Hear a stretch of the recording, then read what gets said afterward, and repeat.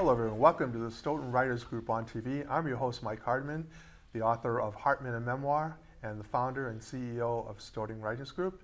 I have a person I knew when he was born, so it's been a long time, but it's great to have Matt Wilding, a comic book author, historian, man about town. I guess you do everything, Matt. Welcome. Thank you so much. Thanks for having me. It's good to see you. So fun watching you grow up as a writer. Oh, I've watched you when you were a little kid and you wrote and all that too. I've watched the progress of it.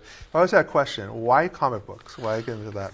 Yeah, so I've always loved comic books. I was not a strong reader when I was a child, and so my mother actually kind of pushed any kind of reading that she could get me to do. So she brought me to the Walpole Mall one day and bought me a couple of comic books, and I just got really, really into them. And so from a pretty young age, I wanted to make comics. I wanted to draw them mostly. But as I got older, I became really enamored with particular comic book writers like Neil Gaiman and Alan Moore and Warren Ellis, and I realized that the thing I was drawn to was actually the stories in comics, and comics are such a unique visual medium that they're just a lot of fun to play with. You can do a lot of stuff you can't do in prose. So after years and years of kind of hemming and hawing and writing prose, I finally took a crack at it during the pandemic, and it felt right for me. It felt like a good medium. Well, your dad, Don, is a writer too, so you got that in your genes. And he's prolific like you are. Yes. You know? You both wrote 6 books already, 6 comic books already. Yeah, my dad actually got me my first professional writing job when I want to say I was 14 or 15 years old, and I think I'm allowed to talk about this now. He used to moonlight when he was working for a couple of weekly newspapers. He moonlit for these other newspapers under a fake name, Fred R.E. Wright, Fred the Rewrite Guy. Yeah, I remember that. And he got the editor of one of those newspapers that he moonlit for to let me write articles about local bands. And so I wrote an article, I think, about the Statue Factor. But it got me writing. He also used to help me print zines. I used to publish little zines, little self-made magazines in high school. So he's always been a big advocate of me being a writer and being a writer himself. My sister also was a professional writer before she passed away. So it's kind of a family business. And she was a great writer too. She was an excellent writer. It was like watching all you guys grow up and watching you develop your writing talents has been a lot of fun actually from afar. I've been cheering you from afar because I've seen how you develop. But when you sit down, you have 6. Your latest one is Old Devils 1 and 2. Yep. Right? When you sit down to do a comic book, how do you decide what you're going to write, and how do you coordinate with the illustrator? Yeah, both really good questions and really separate parts of the process, right? So creating a comic is probably like creating any other fiction story, right? You come up with an idea, you outline it. Where comics become really different is that you need to pace things in a certain way, both because of the visual cues that are inherent in the medium, but also because of page turns. So what I tend to do is I will take out a notepad and lay out 24 pages line by line. And I will have a specific series of events that need to happen in the book, and then I'll map them out over the 24 pages because that's how long a comic book issue is. And the even pages are the reveal pages. So page 1 is obviously the first page. Every time you turn a page to the even page, 2, 4, 6, 8, you get a new set of eyes that doesn't see what you've done before. So I try to map the big reveals in the book by those page turns. So when you write it, do you just write the reveals first? Do you do that, or do you? No, I usually write it in order, mostly by, again, I write like what I need to have happen in the book, and then page by page I write in order, just a note like on this page this is going to happen, on this page this is going to happen. And sometimes it's as simple as fight here, or body made visible here, things like that. But yeah, I write in a pretty linear fashion. And then after I do my page by page outline, I start scripting. I don't usually plan how many panels a page. I know some writers do, I don't. And then after I bang out the draft, I realize where I made my mistakes because usually I won't follow my map perfectly, and then I'll have to recalibrate things. When you come up with the idea, are you thinking visually when you come up with the idea, or when you? like comic shows, you have these has-been people try to solve a crime, and all these has-been investigators, what we call them, right? Yeah. Investigators would do that. And how'd you come with that idea? It's actually a pretty old idea. I came up with it when I was working at a Cumberland Farms in Attleboro in 2001, probably. The root story for it. I thought it would be interesting if I initially came up with the idea of the monster, the creature who is procreating out in the mountains and creating all this army of little beasts. And then I had thought of it in the context of a comic book that was already being published by Marvel called Night Stalkers, which was the comic Blade was in. And I kind of had it in my pocket as like, if I ever got to work for Marvel, I'd write this story about the Night Stalkers and this monster. And then that became clear that wasn't going to be a thing that I was going to do. And so I created this other framework about who the investigators would be. I thought a show kind of like The Real World, that early 1990s MTV show, that framework would be kind of interesting, but they would be occult investigators and the show would have been canceled because of something terrible that they'd accidentally discovered. And so 25 years on, you have these people who are like severely damaged by this terrible incident that occurred, who all have reacted in very different ways, that come back together to investigate this thing that may be related to the problem they had faced before. Fascinating you come up with that idea. Why is the attraction to these, do you think? I mean, you know, as a fellow author, I'm jealous. How many books you can sell and the popularity of it. Oh, thank you. I mean, to comic books, comic books are a very specific medium, right? I actually think that comics are still kind of shunned in a lot of circles. They're not taken super seriously, which is unfortunate because some of the greatest modern writers are started out in comics or still write comics. A lot of great movies and TV come out of comics. But I do also think we have a built-in audience that's smaller than literary audiences, but is more interested in testing stuff out. So when you get out in the world with a comic book, it's easier to sell for a couple of reasons. There's a built-in type of audience, but also you can show them in a way you can't with literature, traditional literature. If I write a short story, and I wrote a number of short stories that were published before I started doing comics, I can tell people what the story is about, but with this, it's like I show them that guy. I mean, this is from my first book, Nightmare Man. It's incredible. And Nightmare Man was just, it was based on a memory I had as a child of this guy who I swore I kept seeing watching me and my friends when I was a kid. I don't think that happened. I just remember it that way. And I remember him looking like the guitarist of Faith No More. And so that was the note I gave to the artist, is the monster looks like the guitarist from Faith No More. And now I can just show this thing and be like, this is the physical personification of a creature that is ageless that haunts children while they're sleeping, and that's a lot easier than trying to do your elevator pitch on the internet or in person. Right, it's hard to do that. Yeah, to do that too. But like Disney's not buying like regular stories now. They want to buy your stuff, the comic books and all that too. Oh, I would love it if Disney would buy my stuff. No, but I mean, they stop publicizing. They're not buying scripts for that at all because is that audience just growing into that age group or? Yeah, I don't know. I like mainstream comics are a really different beast than independent comics. A lot of people, and actually I'll back up a little bit. Comics are also as an industry run sort of differently from prose, in that it is not uncommon for someone who writes prose to write a book and have that book be published by a publisher, a major publisher, right? The first book. Right. Whereas in comics, it's almost expected that you're going to crank out and self-publish stuff for a while before a publisher identifies you. There's a couple of reasons for that. One of them is that comics are much more expensive to make than traditional novels. But there's a shortage of publishers. America only has 2 major publishers of comic books, and then there's some smaller independent ones like Dark Horse, Image, and then even smaller than that. Drop-off's pretty significant.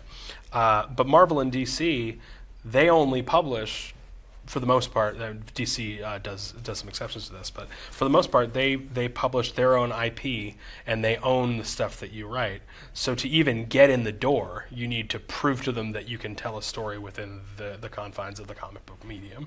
is the audience growing though? Do you think, or is it? It seems like it is. It seems like that the people that when I was a kid, you stopped reading comic books when you get out, get into high school. Yeah. But that changed drastically. Yeah, I mean, I think I don't necessarily think that the audience has grown.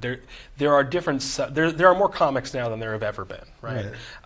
Because there isn't just Marvel and DC. There's all these other ways of getting it. It's, crowdfunding, independent comics, Image, DC, Dark Horse, whatever, Vault. But there's also there's manga, which a lot of children read, and that's sort of replaced mainstream American comics for children. The large majority of comic book readers and collectors now for traditional format what we call floppy comics, those are adults, and largely that's because, to your point, in the 60s, 70s, even the 80s, folks stopped reading comics when they were teenagers. My generation apparently has a serious case of Arrested Development, and so we have continued to support and almost fetishize the things that shaped us as younger people. And I think there's pluses and minuses to that. On the upside, having adults with disposable incomes interested in this medium makes it a lot easier to sell more books and variant covers and things like that, which helps sales. But on the downside, comics have become more collector's items than literature. And I love comics because they taught me about stories, and they gave me a place to be when I was a kid that was accessible, and taught me how to read, really. And now I feel like a lot of younger people are being kept out of the access to this type of literature, because a comic book, a floppy book, costs $5, and for 10 you can get manga that it's 120, 150 pages long. This is only 24, and so kids are gravitating towards manga. And not to say that manga is not good or manga is not comics, but it is a different type of comic. And I have an affinity for this type. Because comics changed a lot in the 90s, when my kids were in your ballpark, but a little bit younger, and I watched them. Their comics were a lot different than watching Bugs Bunny. Yeah, they were more involved. The stories were more involved. Or Bugs Bunny. I always tease people. Bugs Bunny taught me Shakespeare. Yeah. Because that's what that was. Basically, that the comic was about. Yeah. You take a classical literature and you turn it into a comic. You put Roadrunner and the Coyote. But then when my kids grew up, it was a lot. The stories were different, and there were messages in the stories. Yeah, I mean, so look, Stan Lee, who was one of the big names in Marvel in the 60s and 70s and into the 80s and 90s, but he was one of the primary creators at Marvel in the 60s and 70s. He created the idea that comics could have big stories, but they were still children's stories, right? It wasn't until the independent comics boom in the 70s that people started trying to subvert the medium in the United States, it should be said. In Europe, they were way ahead of us. But in America, there was an independent comics boom in the 70s, went into the 80s, and there was also an interest among mainstream comic publishers, most notably DC, to bring in serious writers and strange writers. And so DC created an imprint called Vertigo in the 80s and brought in these British writers like Alan Moore and Neil Gaiman, who did things in comics that were much, much bigger and more serious and more heavy and more political than had previously been common. And they were wildly popular. To that point, the reason I love comics now isn't just because I read Sonic the Hedgehog comics when I was 11. It's because in, I think, 1994 or 5, DC Comics republished The Sandman, which is a Vertigo comic by Neil Gaiman, in single issue form, and I bought it off a spinner rack in Walpole Mall, and I couldn't believe what was in it, because it wasn't superheroes, which is what most American comics were at the time.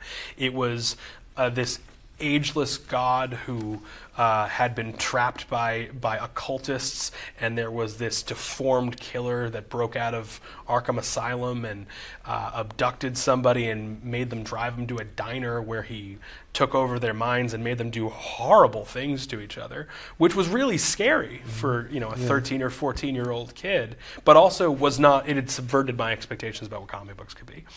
And that change impacted not just me, it impacted virtually everyone who was interested in creating comics. So even though superhero comics remain the largest part of the market for big American publishers, they're doing much more serious stuff because of the impacts of people like Alan Moore writing Watchmen and people like Neil Gaiman writing Sandman. Do they kind of parallel with the explosion of horror writing, though, too? Well, yeah. I mean, horror comics are a really interesting subgenre, which I do a lot of. Right, most of my comics are horror comics. Horror comics became really, really popular in the past probably 7 to 10 years, and boomed in particular during the COVID pandemic. You saw publishers like Vault show up who really specialized in horror comics. It's important to remember that in America, horror comics were essentially banned in the 1970s, and so publishers like EC were forced to stop publishing. Marvel and DC started submitting themselves to Comics Code, and regulators literally approved whether or not something was too scary or too horror-y, really as a result of the 1950s 10-cent plague craze. So, horror became a thing that people just didn't do in American comics, and then comics kind of fell out of favor and became unserious again, and weren't big money makers, and so Marvel and DC just sort of dropped out, and there were also independent publishers, just sort of dropped out of the Comics Code and started doing horror again. And so it was not until relatively recently that it was an accepted subject for the medium in the United States. Do you ever think about taking your comic books and writing a horror book about it?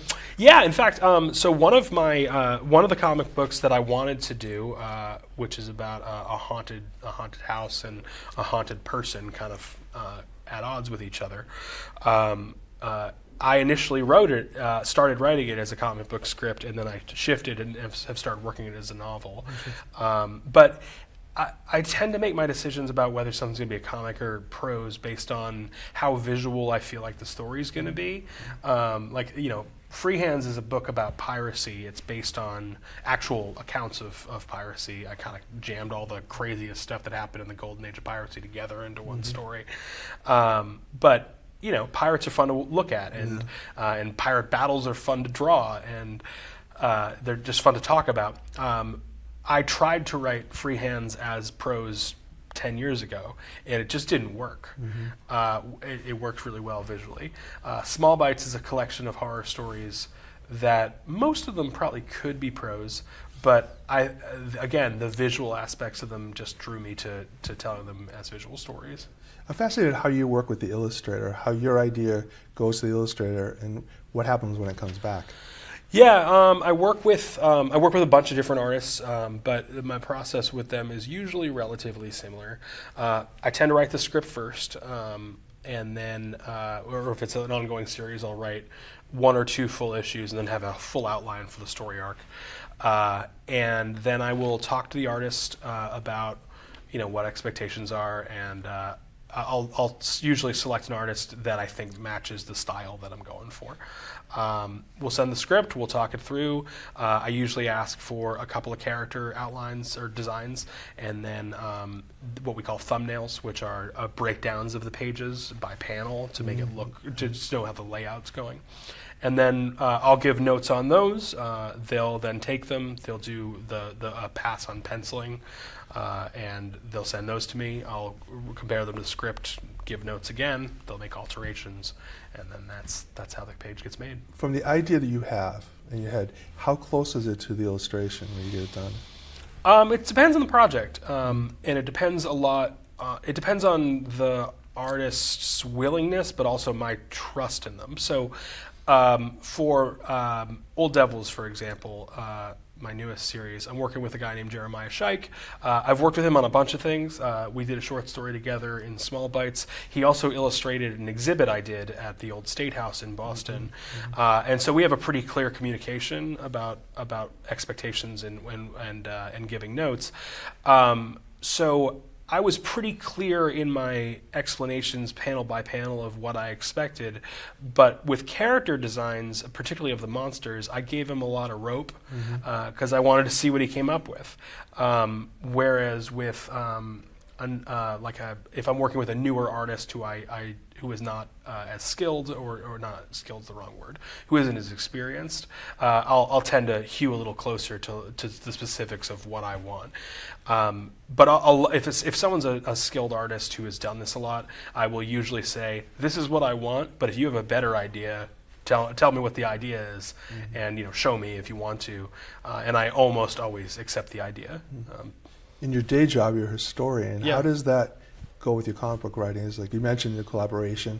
Is that part of the skills to be able to collaborate on that side of your life with your comic book life? I mean, collaborating in museum development is certainly helpful, and it's also been helpful to be a professional storyteller in multiple different fields because they do translate. I mean, I was a tour guide for a long time as well, and when I was younger, and that actually helped me refine storytelling. As far as managing different parties in a project, because comics are by their nature collaborative. Yeah, it's been super helpful to build exhibits, work with production firms, work with professional firms, because when I came into comics, I did my first comic when I was 37 or 38 years old. I'd already produced films in museums that cost tens or hundreds of thousands of dollars and had been produced by huge firms. So when I came in to give notes to a 20-year-old illustrator who was very talented but not necessarily as experienced, I kind of already knew oh well, this is how you give someone notes in a constructive way, because we're all sensitive. Because I had learned from the firms that I'd worked with in museums, well, this way was taken well, and this way was not taken well. Yeah, so exactly. yeah, I think they're connected. I also think though that history, in my knowledge of history and my work with history, very much informs the stories I tell. About 50%, maybe even more, of my comics at least have some historical hook to them. Because you're a serious historian. I mean, real serious. Yeah. It's kind of funny. You have the difference that you were a comic. You have all these different facets of your life. Yeah. But when you're passionate for history and politics, I mean, it's very well thought out as well. You know what you're talking about in general too. How does that relate to what you do, though? Does that give you a lot of experience in dealing with people, or? Yeah, I mean, so my historical work is long and well documented, right? I went to school for history. I've worked within the historical interpretation community for a long time. I've worked at major historical organizations in America. I currently am the director of interpretation at Revolutionary Spaces, which oversees Old State House and Old South Meeting House. But I was at the Freedom Trail Foundation for years and years and years. I worked for the Reagan Presidential Library in California, et cetera, et cetera. Yeah. And so I have a lot of experience telling stories to the public about history. Now, the thing that I think makes public history and interpretation different from academic history, which was what I had set out to do and decided not to do, is that academic history is in a lot of ways rigorously reporting on the details of a very narrow and specific thing at the expense of whether or not it's interesting. Right. Whereas public history is very much a scenario where your ability to succeed and, frankly, to make a living is predicated on whether or not people want to keep listening to you. And so, as a tour guide, when I was very young, I found out very quickly that while the academic value of finding out the details of what the shipping routes were between the Great Britain and the Caribbean islands of the United States were, that's not particularly interesting to a listener or a reader most of the time. Whereas a story about a pirate captain who would punish people that he captured by cutting their ears off and roasting them in front of them and then eating them, true story, right? That happened. But also that'll hook them. And so then you can use that hook to then talk about why the piracy had developed in the first place, and that community of pirates had actually created what we would refer to now as like a proto-socialist movement. But you can't start with the proto-socialist movement, right? You lose a lot of people, right? Yeah, you lose a lot of people. But that's, I think, history, like storytelling history is telling the story of it. You know, like you bring it locally, and like you bring it locally. People can see where you're going for the history. It's like, it's not a far out concept. Yeah. With the Caribbean islands, somebody here might be a far out concept. The State House is not. Old State House is not a foreign concept. Yeah, but I think that's true. But like there are lots of foreign concepts in the State House, right? Like the 18th century is a very difficult thing for a 21st century person to understand. I talk a lot about how our view of the 18th century is very much wrapped into a lens of the 19th and 20th century. We like to think of society, particularly in the United States, as this arc towards justice and this arc towards improvement, and that actually isn't true at all in a lot of aspects of American history. So when we talk about like racial history, for example, in 18th century Boston, things actually deteriorate significantly in the 19th century. They get much worse before they get better.